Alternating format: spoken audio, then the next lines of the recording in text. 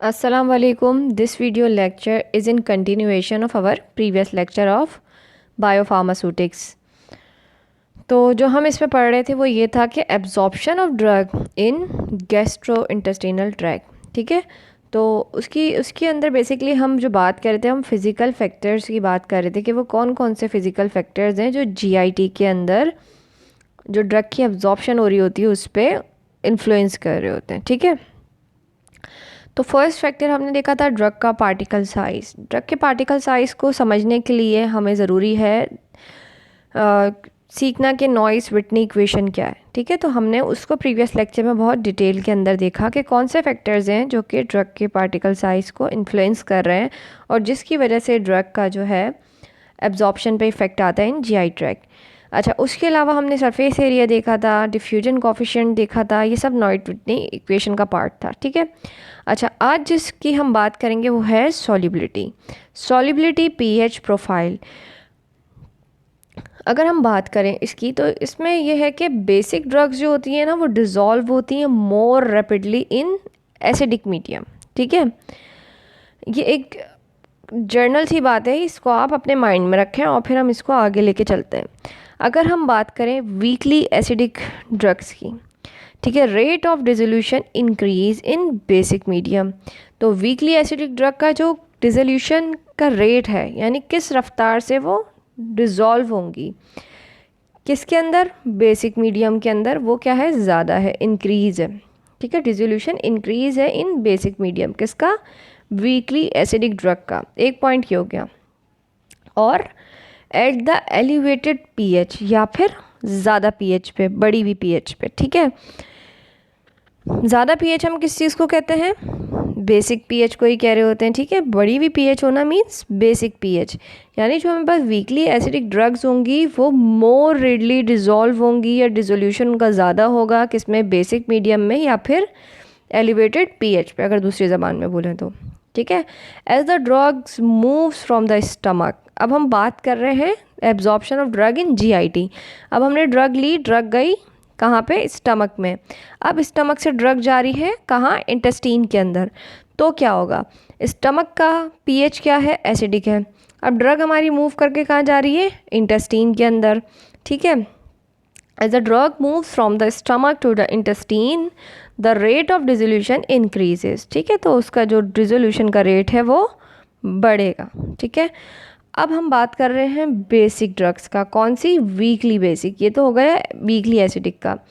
Weekly basic drugs की अगर हम बात करें, are more soluble at low pH, ठीक है। कम पीएच के ऊपर जो वीकली एसिडिक ड्रग्स होंगी वो ज़्यादा अच्छे से सोल्यूबलाइज्ड होंगी। कितनी कम पीएच, 1 to 3 पीएच पे, ठीक है। ओके, तो ये दो बहुत आपके जो बेसिक पॉइंट्स हैं जो कि ड्रग की सॉल्युबिलिटी पीएच प्रोफाइल में बहुत अहम किरदार रखते हैं, वो है कि आपके ड्रग की नेचर क्या है। Either it is weakly acidic और इट इज़ वीकली बेसिक। तो उसके अकॉर्डिंग फिर हम ड्रग को देख रहे होते हैं। अगर वीकली एसिडिक होगी तो वो बेसिक मीडियम में अच्छे से डिसोल्यूशन या डिज़ोल्व होगी या सॉल्युबलाइज्ड होगी, ठीक है।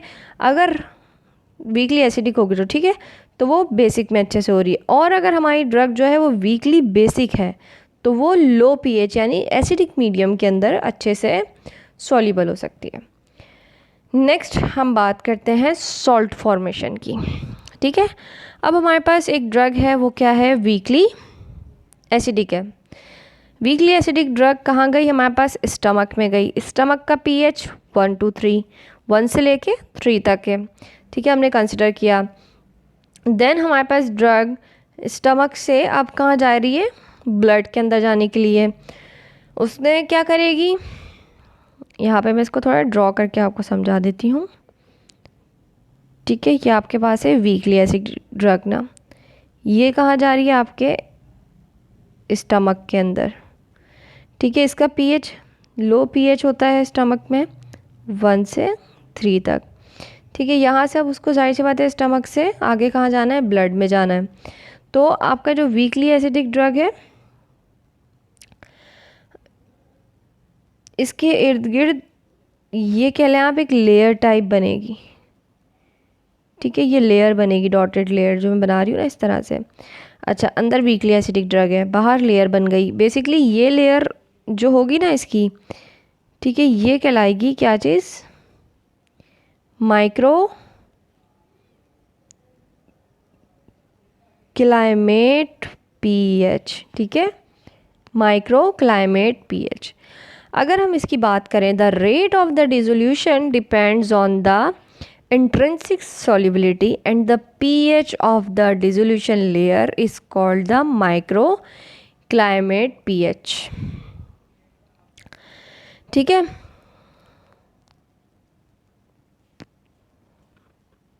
अगर आसान लफ्ज़ों में समझाऊं तो माइक्रोक्लाइमेट पीएच का अगर आप कहीं वर्ड देखते हैं तो वो क्या है।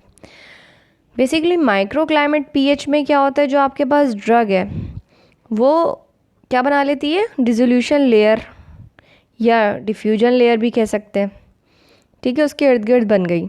अब the rate of the dissolution, अब वो ड्रग कितना डिज़ोल्व होगी उसका रेट किस चीज़ पर डिपेंड करता है, उसकी इंट्रिंसिक सॉल्युबिलिटी और उसकी पीएच के ऊपर।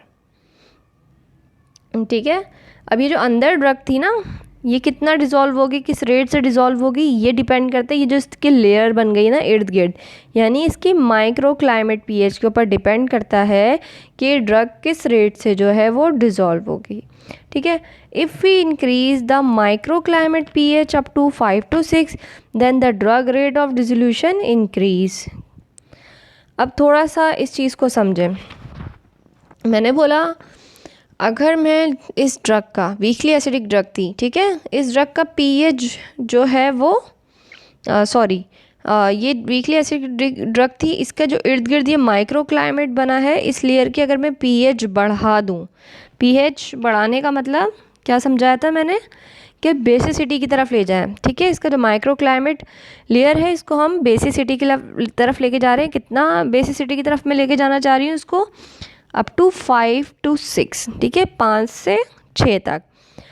अब क्या होगा, अब ये होगा कि जो वीकली एसिडिक ड्रग है ये अच्छे से डिज़ोल्व हो सकेगी, इसका डिसोल्यूशन का रेट बढ़ जाएगा, जो कि हमने यहाँ बात पढ़ी थी।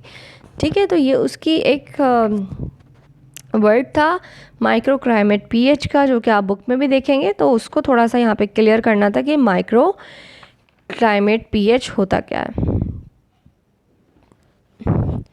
अच्छा, अगर हम ड्रग की पीएच को चेंज करना चाह रहे हैं तो हम कर सकते हैं या नहीं। फर्स्ट चीज़ तो ये है, so we can increase the pH by changing the chemical nature of the free acids to a salt form. अगर हम ड्रग की पीएच को चेंज करना चाहते हैं तो उसके लिए ज़रूरी है कि हम उसको ये देखें कि उसमें सॉल्ट फॉर्म कौन सी लग के जा रही है। ठीक है, और फिर उस सॉल्ट फॉर्म की जो केमिकल नेचर है हम उसको चेंज करके ड्रग की पीएच को चेंज कर सकते हैं। ठीक है, इसको हम दोबारा रिपीट करते हैं। ड्रग की पीएच को चेंज करने अगर हम चाह रहे हैं तो उसके लिए हमें ड्रग की जो सॉल्ट फॉर्म है ना उसकी केमिकल नेचर को चेंज करना पड़ेगा, तो उसके ज़रिए हम अपनी ड्रग की पीएच को चेंज कर सकते हैं। Now we are moving towards the examples of the drugs. First is the acidic drug.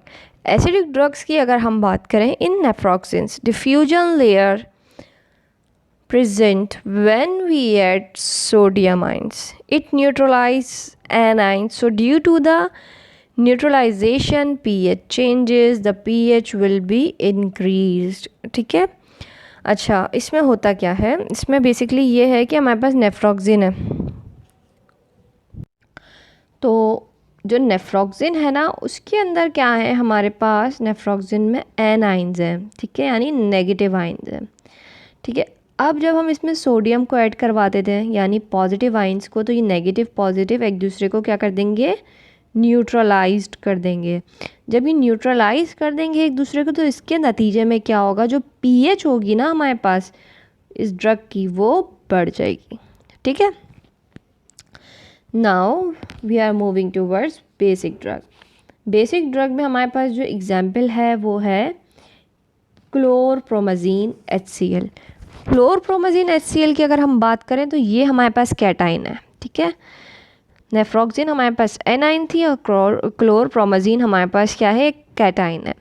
ठीक है, कैटाइन को मैं शॉर्ट में Ca+ लिख देती हूँ क्योंकि कैटाइन रिप्रेजेंट होता है प्लस से।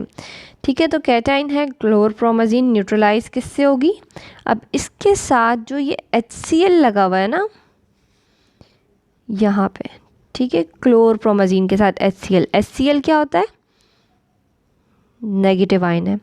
ठीक है, अब क्लोरप्रोमाजीन HCl के साथ न्यूट्रलाइज्ड होगी, so the solubility of chlorpromazine HCl is more as compare to the weakly basic drugs, example chlorpromazine. अगर मैं सिर्फ खाली क्लोरप्रोमाजीन को यूज़ करूँगी ना तो उसकी सॉल्युबिलिटी इतनी अच्छी नहीं होगी। क्यों नहीं होगी? क्योंकि उसके अंदर सिर्फ कैटाइन मौजूद है। ठीक है, तो वो इतना अच्छे से सॉल्युबलाइज नहीं हो पाएगा। अगर मैं क्लोरप्रोमाजीन HCl के साथ यूज़ करूँगी तो क्लोरप्रोमाजीन के पास पॉजिटिव आयन था, HCl के पास नेगेटिव आयन्स था। ठीक है, तो इससे क्या होगा? ये न्यूट्रलाइजेशन का फिनोमेना होगा और न्यूट्रलाइजेशन की वजह से हमारे पास ड्रग की जो सॉल्युबिलिटी है वो बढ़ जाएगी। ठीक है, this phenomena is the salt formation phenomena. ठीक है, तो इस तरह से हम ड्रग्स के जो हैं वो सॉल्ट की फॉर्मेशन कर सकते हैं। ठीक, अगर हम थोड़ा सा एक पॉइंट और था जो मैं बताना चाह रही थी कि when the rate of dissolution become increase the diffused drug form precipitate in the stomach. अगर हमारे पास ड्रग जो है वो आ रही है बल्क में, ठीक है, तो अब क्या होगा? अब जैसे जैसे ड्रग का डिसोल्यूशन ज़्यादा होता जाएगा, जितना ज़्यादा डिसोल्यूशन होगा तो हमारे पास क्या होगा? जो ड्रग डिफ्यूज़ हो रही है अब वो उतने अच्छे से डिफ्यूज़ नहीं होगी, वो डिफ्यूज़ होने के बजाय क्या करने लगेगी? प्रेसिपिटेट्स बनाना शुरू कर देगी।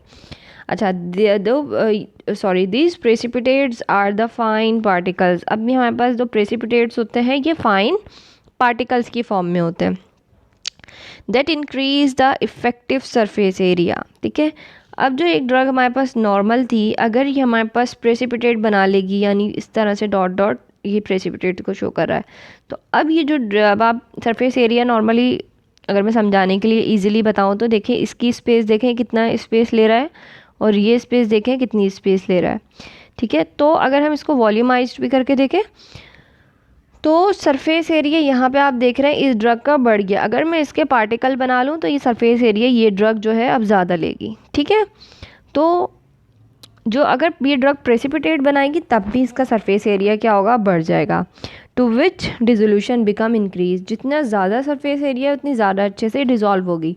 अगर मैं डायरेक्ट इंटैक्ट टैबलेट इस तरह से दूंगी तो ये ड्रग जो है डिज़ोल्व होने में टाइम लगाएगी। पहले ये टूटेगी, देन ये पार्टिकल बनाएगी और पार्टिकल्स की फॉर्म में आएगी टूट के, उसके बाद ये जाके डिज़ोल्व होगी। क्योंकि डायरेक्टली पूरी होल ड्रग तो डिज़ोल्व नहीं होती ना, ये पार्टिकल्स की फॉर्म में जाती है और देन जो है डिसोल्यूशन होता है पाउडर फॉर्म में आने के बाद। ठीक है, मगर अगर जो ड्रग ऑलरेडी हमारे पास पार्टिकल्स की फॉर्म में तो वो ईजिली डिज़ोल्व हो जाएगी, यानी जो प्रेसिपिटेट बनाती है ड्रग उसकी जो डिसोल्यूशन होती है वो बढ़ जाती है। Then this precipitate dissolve in the blood. ठीक है, तो इस तरह से हमारे पास ये जो प्रेसिपिटेट्स होते हैं ये जाके फिर कहाँ पे डिज़ोल्व हो जाते हैं? हमारे ब्लड के अंदर। ठीक,